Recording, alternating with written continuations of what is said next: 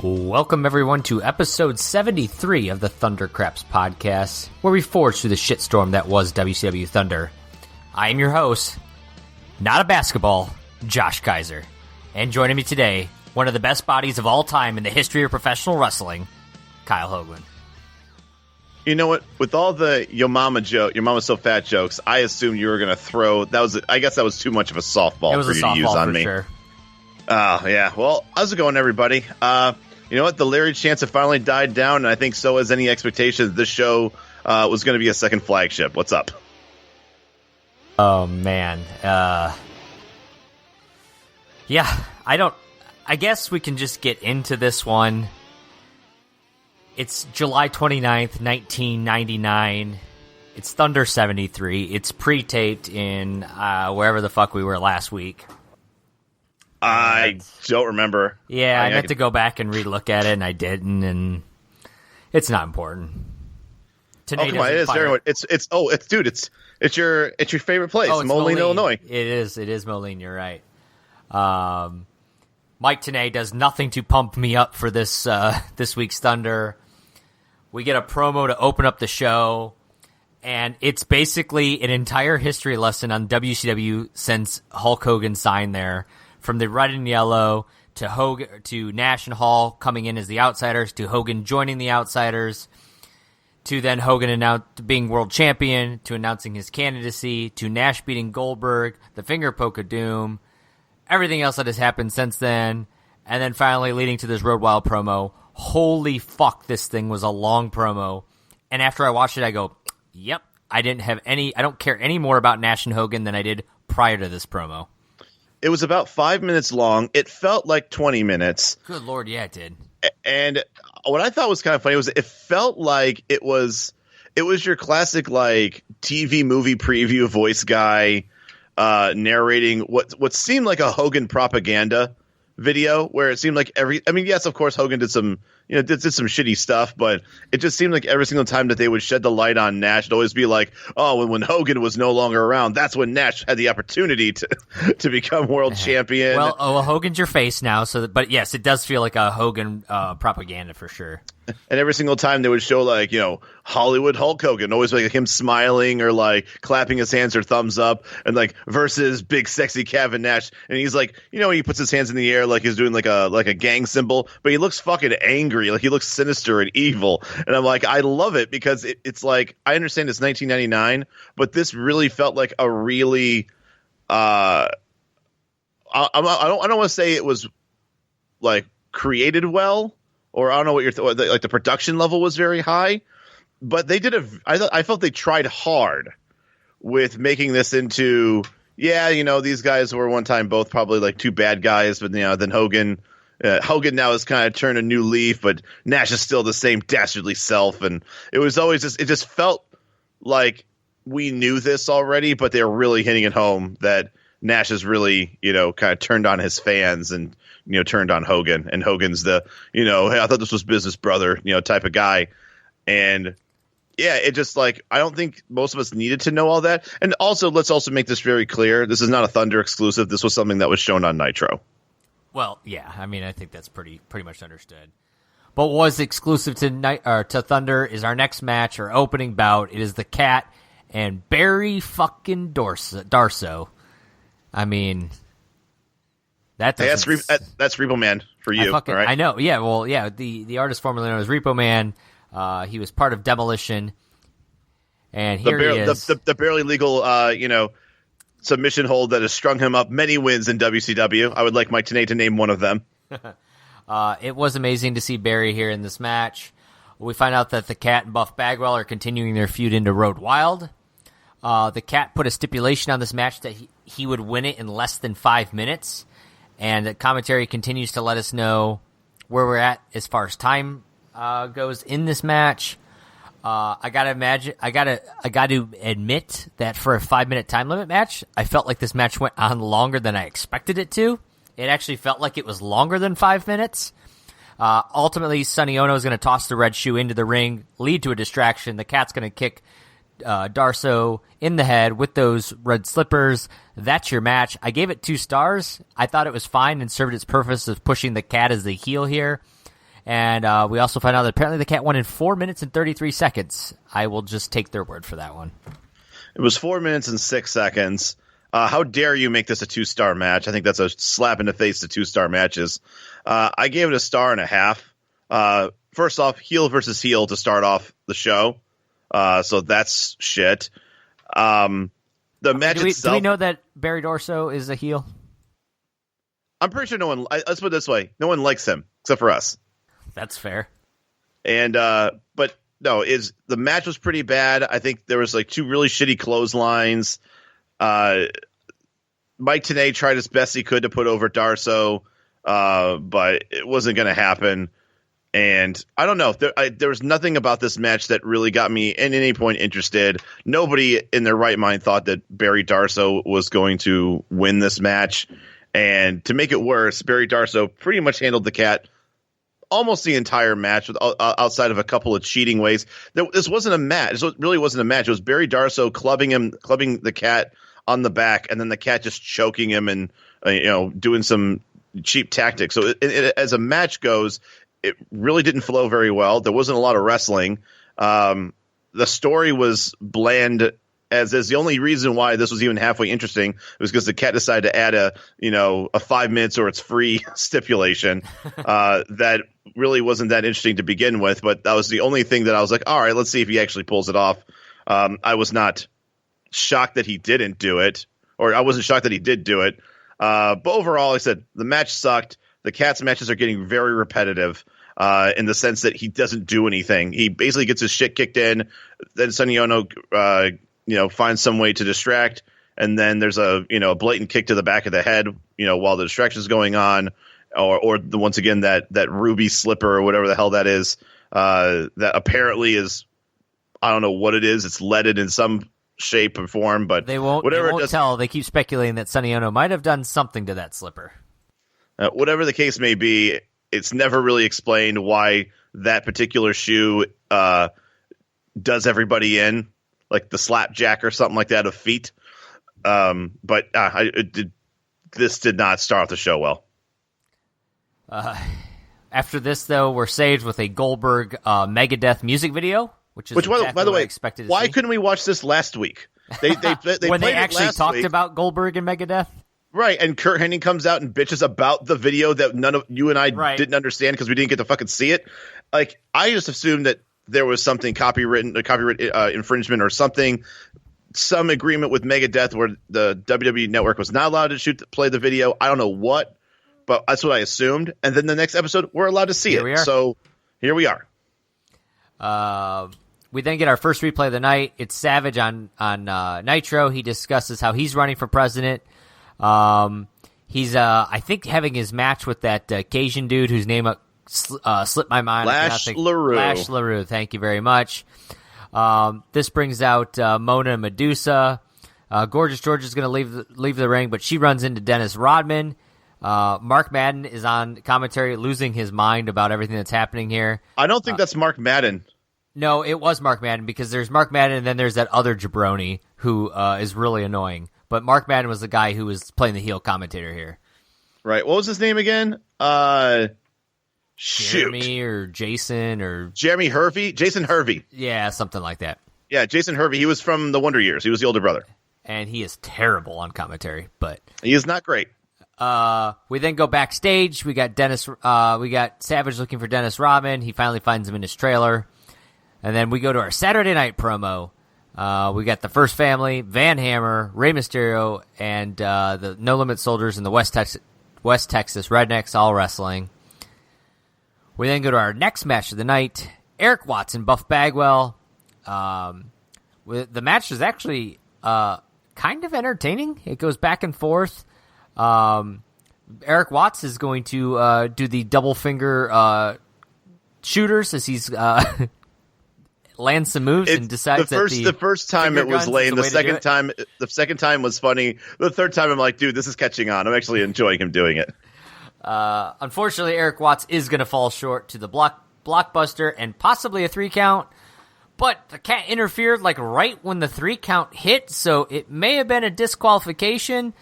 Watts may have won this. Buff Bagwell, I think, actually won it based on commentary.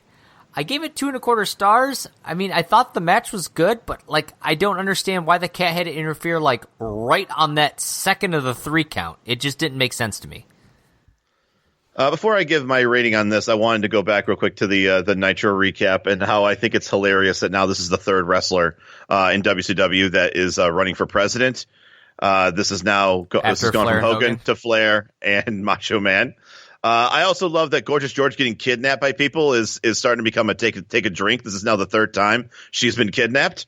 So all good things come in threes. But yeah, as far as this match is concerned, I can't believe I'm saying this. I was considering this match of the night. I'll be honest. I mean, are you comparing it to the cat and? Well, we're going to compare it to everything that we've seen in this show, which is very limited, but still. I'll be honest. I thought this was going to be a dumpster fire of 4 minutes, and the cat was going to come in and DQ the match out.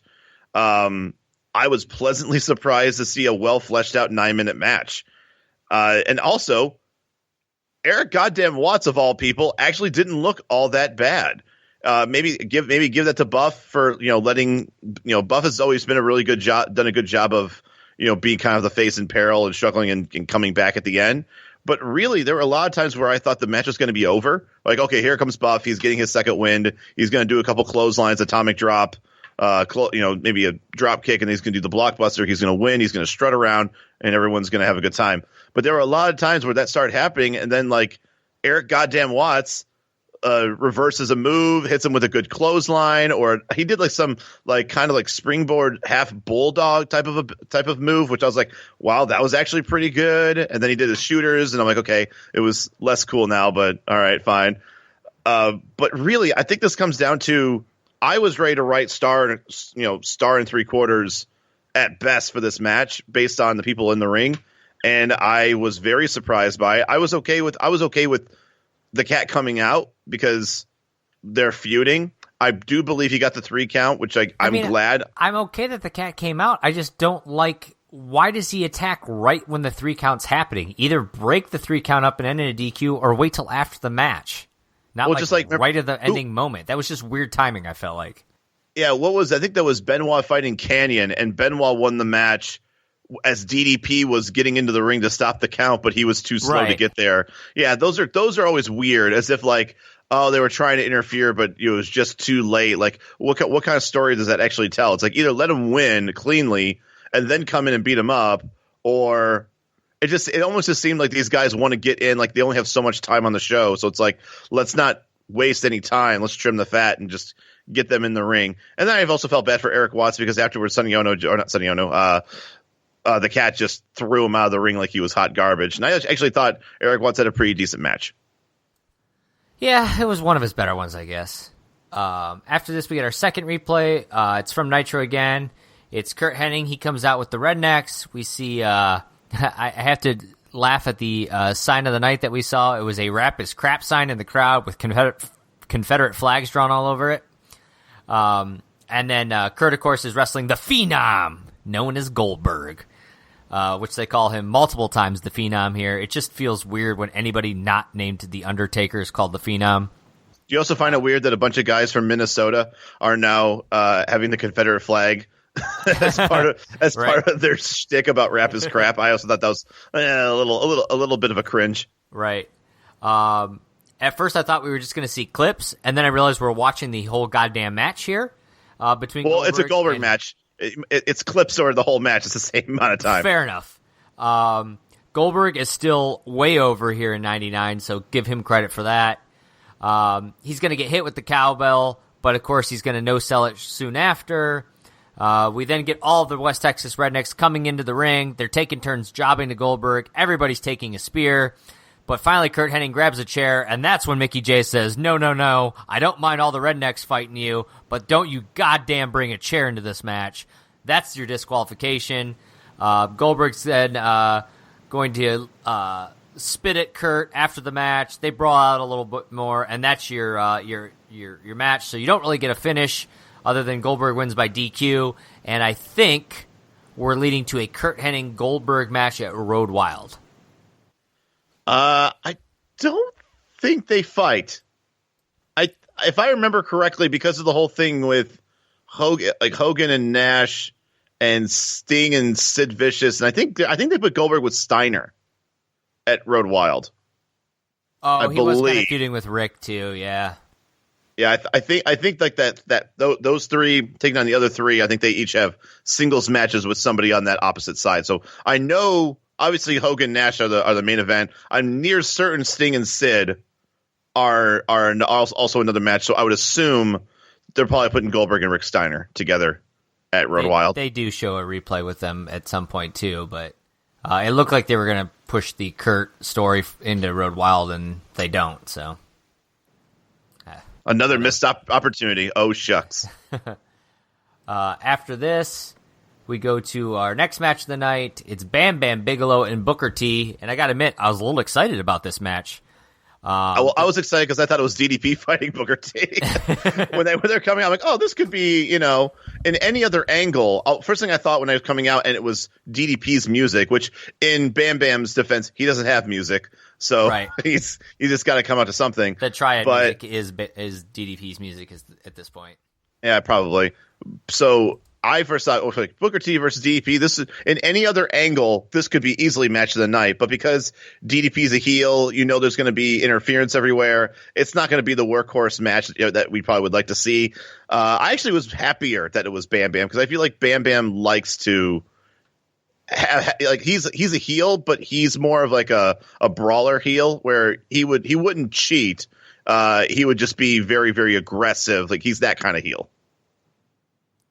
Oh, right. And so before the match, the Triad say their little shtick here. Then they call Booker T's mom fat and make all kinds of yo mama jokes, which is just fun to revisit here 20 years later. Absolutely. We then there's discussion that maybe Harlem Heats are coming back. As you can imagine during this match, the Triad are all getting their shots in on Booker T, so it's kind of a 3-on-1 in some ways. I gotta admit, Booker T does that sidewalk slam to Bam Bam, and it's kind of impressive for him to do it the way he did to such a big guy like Bam Bam. Hey, if he could do it to Rick Fuller, he could do it to anybody. Naturally, right after he hits that, we cut to commercial, so good timing there on this pre-tape show. We come back, we get the axe kick, the spinneroonie. That's going to bring in the Triad. That's going to end your match in DQ. I gave the match 2 stars because, I think I got out of it what I expected. A match that had potential that was going to end because of all the shenanigans in DQ. I agree. I gave it 2 1/4. I think overall, the only thing I didn't like about this match, I wish it would go a little bit longer. I also wish that the commercial break, I think it really just stopped this match cold in its tracks. If they would have started, they broke it up right when it was getting hot. I felt like. Well, right, he puts him in the 110th Street Slam, and they're like, "Oh, we'll be right back." I'm like, what? And then he comes back, he does a couple more of his signature moves, and then it's over. I think it's 28 seconds. I think I was counting. About 25, 28 seconds after they come back to commercial when the DQ happens. And that's just jarring. But I did really enjoy the match outside of that. I think it was telling a good story. I think it was, it made, Booker T and Stevie Ray have kind of been at odds with these guys and, kind of like the 1-on-3, and they're just trying to prove themselves. So I like that they continued to have to kind of go through the gauntlet of the entire Triad. So I like that story. The match overall, like I said, I thought was actually pretty good. Bam Bam's a good worker. Obviously Booker T is Booker T. He does what he needs to do. Overall I was fine with it. The ending was very, very expected. So I can't really dock points for the ending. Well, then after the matches, the Triad are going to beat up on Booker T. This brings out Stevie Ray. He gives the save. He's then going to get on the microphone. He's going to call everybody fruit booties a lot. I think that's his new go-to word. Please summon there's a WCW t-shirt with Fruit Booty somewhere. That would be nice. He's going to challenge the Triad to a match. He's going to ask Booker T's hand, which Booker T is going to agree to if Stevie Ray ditches the NWO. And that's when Stevie Ray rips off the black and white t-shirt, Kyle. He's going to ditch the NWO, which I guess is still a thing here in July of 99. Hugs are had, and we now have the reformation of the Harlem Heat. Which is sad because I actually went ahead and watched the next Nitro, and it was as if that never happened. And they kind of just redid the same thing on Nitro because people just assume that nobody watches Thunder. Oh, so we did the same storyline of Stevie Ray. Yeah. He took off the shirt again, and they reunited. So don't worry. I was proud. I was like, oh wow, they did this on Thunder. That's a cool awesome. Storyline for Thunder. Yeah. But instead of like recapping it on Nitro, they just redid it. That's one way to handle it, I guess. Mm-hmm. After this, we get our third replay of the night. It's Hogan on Nitro. He says he doesn't have a partner. Of course, you remember that phone call Kevin Nash had where he said he had a partner from, a friend of his from 9 years in the past. So we go to that, and we then Hogan's going to call Kevin Nash, Kevina, and Kevette, like that was his way of dissing him. I personally enjoyed the what was it, the Big Spoon? Oh, that was my favorite one. Yeah, that was. I feel like that's the Giant made that same comment back in the day, but I don't remember. So he's gonna diss Nash here. This brings Nash is then gonna come out with Rick Steiner and Sid. So oh shit, those must be his friends, his partners now. He's a heel with Rick Steiner and Sid Vicious. They all gang up on Hogan, which leads to Sting coming out to save Hogan. Nash says he has his partner, and Hogan, I hope you have yours. Sting then going to get on the microphone and says he's got all kinds of big decisions to make, as now he is the new president of WCW. And he says someone wants him to be his tag partner tonight. That someone is Hulk Hogan. Oh God, I thought it was Nash. If you didn't buy into that or didn't understand what was going on there, Hogan then tells Sting that he's not going to stab him in the back tonight. So as Sting, who's been stabbed in the back 1,000 times by his tag partners, I'm sure he believes this 100%. We then cut to the match itself, and we find out that Sid is Nash's mystery partner, which I feel like was not such a mystery after Sid came out with Nash earlier in the night. So Scott Hudson almost needed to be defibrillated based on how much he lost his mind about the fact that it was Sid. It would be more interesting if Sid never showed his face until now. That would have been a shocking revelation, Absolutely. But not the fact that Sid's been rolling with Nash now for the last 3 to 4 weeks. Yeah, I don't understand that one at all. But we then apparently are going to get this entire match replayed. We get an 8-count punch from Hogan before Sid's able to stop it. Sting and Hogan are, of course, going to clear the ring at some point, stand strong. This is when I started to realize Tony Schiavone is not on commentary at all, and this is fucking trash. Nash and Sid are going to work on Sting, and that's a lot of this match is Sting not able to get that tag to Hogan. Eventually, Hogan's going to get the hot tag, but Nick Patrick's going to get knocked out. This brings out Rick Steiner. Kevin Nash is going to take a big boot, but then Hogan's going to take a chair shot. Nick Patrick's going to count the 3. Out comes Goldberg. Rick Steiner's going to give chair shots to Goldberg. So that's your Nitro replay, recap, rewatch, whatever you want to call it. Do you want to make any comments on what we just saw here? I mean, I guess I'm glad. I don't know. Maybe I'm not glad, but I think it basically tells the story about who really is probably going to win at Road Wild. I mean, you give Nash the win on Nitro. I don't expect him to get the pin again on Road Wild. I haven't seen the results, but I feel like from a Hogan perspective and Hogan's matches, I don't see Hogan being pinned by the same guy twice, in a matter of one storyline itself. Right. So that's the only thing I didn't really like about it. I was kind of hoping that somebody else would have.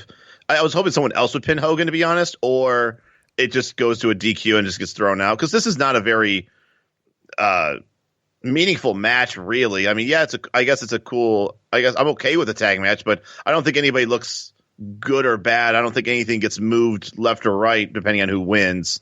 I do, like I said, to me, some people might be like, ooh, Nash has got that, upper hand on Hogan. He pinned him at the end. But to me, just based on what we know about Hogan, like that just to me is a kiss of death that I'm pretty sure Hogan's going to retain.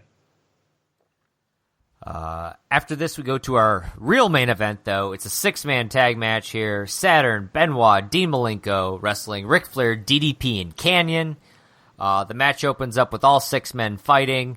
As the match starts to get real hot, we go to commercial. We come back and they're talking about Chris Benoit as the uncrowned U.S. champ because apparently he was going to beat David Flair, but it just, I think it got reversed or something like that.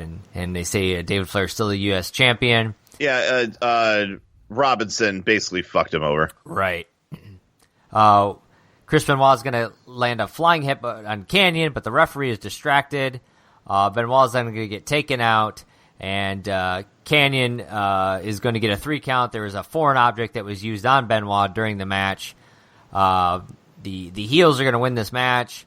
I'm glad they were able to get some heat on it. I did give it 2 1/4 star. I thought it was fine, but with the way the rest of the show went, I don't know. I guess I wasn't super excited by the end of this show. It did feel like a little bit of like a polished turd around a pile of shit, but I gave it 2 1/4 as well. The match was fine. I think the one thing I always complained about is like the last couple of main events have involved these group of gentlemen in some way, shape, or form, and it's become really overbooked. So the way to fix that is just put them all in one match. Giant of the '98 Thunder. Yeah, I'll go with that. But once again, like because I've been complaining so much about the overbookingness of having a 1-on-1, and then here come the 2 guys from one side and the 2 guys from the other side. It just gets so convoluted and confusing. Fuck it, let's just put them all in a tag match tonight. That way, nobody can blame us for overbooking because they're all in the same match together. At least now it's being choreographed that way. I don't know if I'm a big fan of the heels getting over, considering that just last week Flair went over on Dean Malenko in a kind of cheating fashion as well. So it seems like 2 weeks in a row that the heels are getting one over. The crowd of Moline's not going home happy, or so what you're saying? That's what I'm saying. I said, but now this is now 2 main events where basically Team Flair has gotten the victory in some way, shape, or form. I know the one, I think Flair just like rolled up Dean because DDP got in the ring and kind of distracted enough for Flair to pull it off. And then this one was a foreign object. So Moline, Illinois is not going to go home happy with the faces, raising their hands in triumph. Not so fast, Kyle, because out comes Shane Douglas. So the return of Shane Douglas here on Thunder. He says you cannot stop the revolution that is Saturn, Benoit, Malenko, and himself.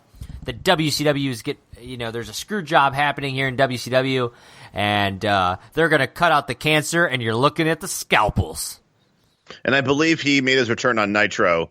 And like I said, I don't mean to be the raining on the Thunder parade, but this isn't like a revelation of anything that we didn't already. It's a revolution. Weren't you even listening? Sorry, I mean it is not a revelation. It's a revolution. It's good to see Shane Douglas. Like I don't know. I've always enjoyed watching him wrestle. Dean Douglas right here. Good old Dean, goddamn the franchise Douglas. That said, Kyle, that's your Moline Thunder 73. What did you think about this week's pre-taped show in Moline? I feel like I have to give this rating a Nitro out of 5 because this. I think 1/3 of this whole show was just watching Nitro. A third of the show was talking about a low to mid card feud between 2 people that you could not give any less of a shit about. And then the other third was the rest of the matches. It's cool. The whole Harlem Heat thing. Like I said, it's cool that we got to see it first on Thunder, but at the same time, they're just going to redo it. So who really cares?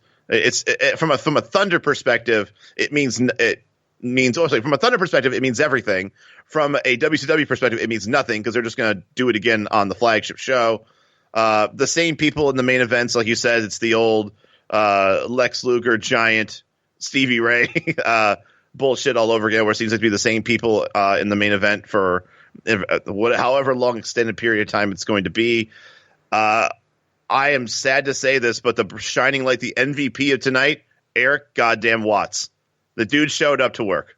But other than that, I really did not enjoy much of this match. I just didn't enjoy reviewing this because the moment that you know that you have 2 full matches from Nitro that we really aren't obligated to rate because they're just, in our sense, they're just longer it's recaps. A replay. Yeah, so like we're not going to go over the match and break it down for you guys because we're not going to cheat you out of the fact that we should be talking about Thunder matches, not Nitro matches on Thunder. So overall, Barry Darsow, Erik Watts, you didn't really bring the A-listers on this show. I mean, who was on the show? Let's just be clear on that. All the star power was just chunked into the last match of the night. And they basically have been kind of the mainstays of Thunder for a while. Like Ric Flair went from being the world heavyweight champion, president of the company, to now just being on Thunder a lot. And don't get me wrong, he was on Thunder when he was the world champion too. So I guess I can't say too much. That's the one thing I always appreciated about Ric Flair is that he would come to Thunder with the world title, and I wouldn't say he would defend it, but he would wrestle and do what he's got to do. But there's no Hogan, there's no Nash, unless Nash is on the phone. So yeah, this is once again another nothing burger of a show, and I'd like to think at some point this will all turn around. I understand it's a taped show, but yeah, I think in the end, if I was in Moline watching this whole thing, I don't think a lot really happened that I would have really enjoyed, especially considering that if we had 3 hours of Thunder in Moline, we really only had like probably an hour and 50 minutes of actual wrestling because of all the recaps. Yeah, it was not a good Thunder. I was excited that for a pre-taped Thunder, we were able to get some storyline with Stevie Ray leaving the NWO, but to your point, it looks like they're just going to forget about that and rehash the same story on Monday. It was nice to see Shane Douglas kind of show up and do something, I guess, but again, he returned on Nitro, so I guess it's really not a whole lot. So you take that out of there, and there's not fucking anything about this show. I'm really sorry if you had more positive things to say before I started mentioning all the balloons. That was my positive things. If I don't watch Nitro, hey, cool, Shane Douglas showed up, Stevie Ray did something, right? That he left the NWO, joined that. So there is something. Outside of that, when you said Erik Watts is the MVP of this show, you're not wrong. And that's saying a whole lot about what we just saw this week. Well, I mean, it's not so much that I'm wrong. It's something that we could easily have a discussion, agree or disagree about. There are things that you probably say, "Hey, I agree with you," but maybe I think somebody else. But you wouldn't be upset or completely think I'm an idiot by saying that Erik Watts was your workhorse, worker of the night. No, absolutely. But that just says a whole lot about what came about with Thunder 73. That said, if you haven't yet subscribed to us, go do it. Leave us a rating. Let us know how we are doing. We are reviewing Erik Watts matches, all right? So you need to let us know. Give us some props. Let us know to keep forging on. Of course, you can always leave us a comment on Facebook, on Twitter. If you haven't followed us on our social media accounts, go do that. And then you can always go check out thundercraps.com for all of our previous podcasts. And then we should be live August 4th, 1999. It is Thunder 74. We're going to watch it. We're going to review it. We'll be right back here next week for that. For Kyle Hogan, I am Josh Kaiser, and we will see you next time on the Thundercraps podcast. We are moliningly out of time. See ya.